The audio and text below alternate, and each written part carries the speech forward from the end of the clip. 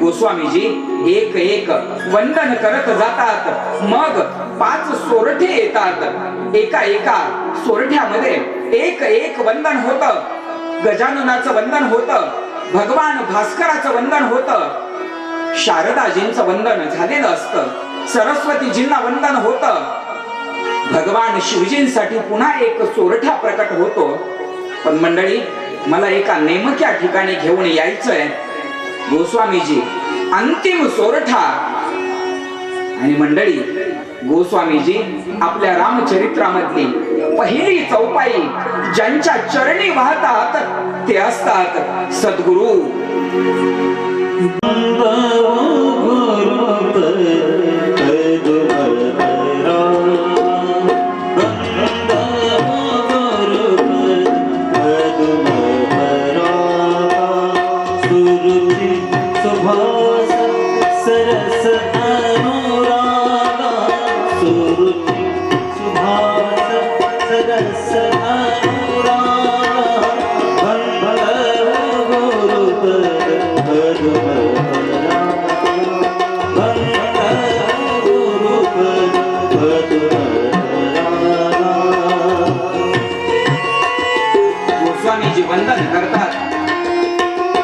गोस्वामीजी वंदन करतात आपल्या गुरुदेवांना.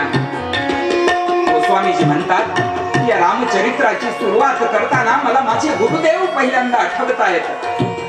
गुरुदेवांना मी वंदन करतो कारण त्यांच्याच कृपेनं रामचरित्र या ठिकाणी प्रकट होत आहे. मी बालक, मी पामर, मी अजाण, मी लेकरू, माझी कुठे आहे पात्रता रामचरित्र प्रकट करण्याची?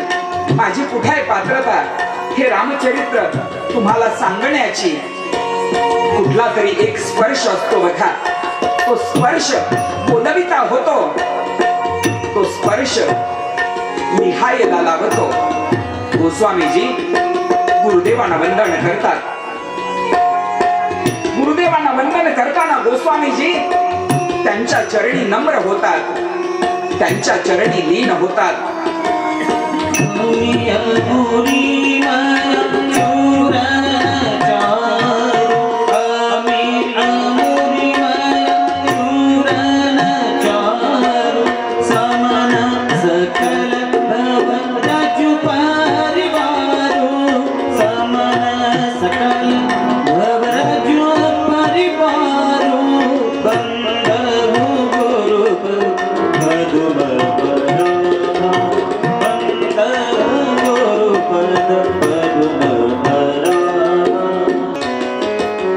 परंपरेनं गुरुदेवांचं महत्व फार मोठं सांगितलं.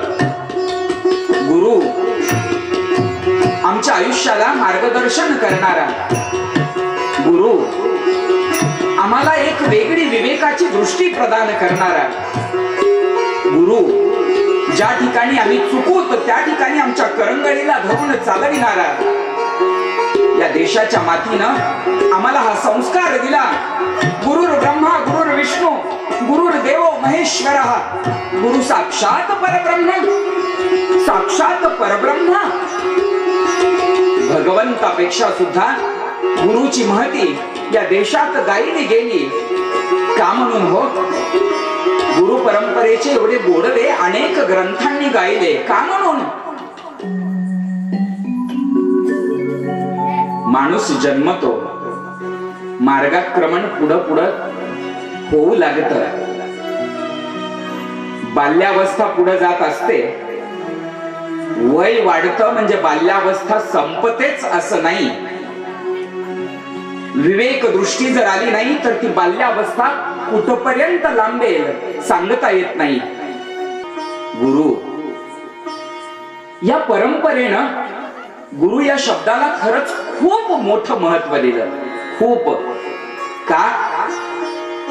विवेकाची दृष्टी माणूस जन्मला आणि त्याला आली असं घडत नाही.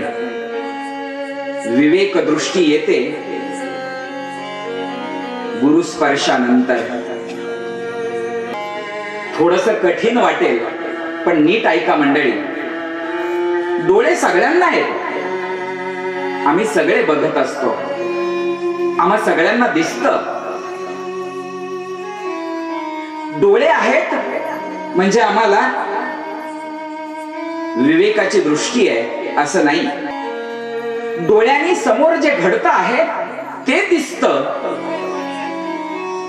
पण समोरच्या दृश्याच्या पलीकडे काहीतरी असतं, तिथं असतो विवेक. आणि ती विवेकाची दृष्टी गुरुशिवाय येत नाही. आमच्या परंपरेने एवढे ग्रंथ आमच्या समोर ठेवले, आम्हाला कळतातच असं नाही, गुरुस्पर्श असावा लागतो. संतांनी एवढा सगळा अट्टहास केला आम्हाला सांगण्याचा, कळेलच असं नाही. प्रत्येक मंदिराच्या शिखरावरती एक ध्वजा आम्हाला मार्गदर्शन करते, लक्षात येत नाही का? गुरुस्पर्श नसतो ना. गुरुस्पर्शानं ती विवेकाची दृष्टी येते बघा.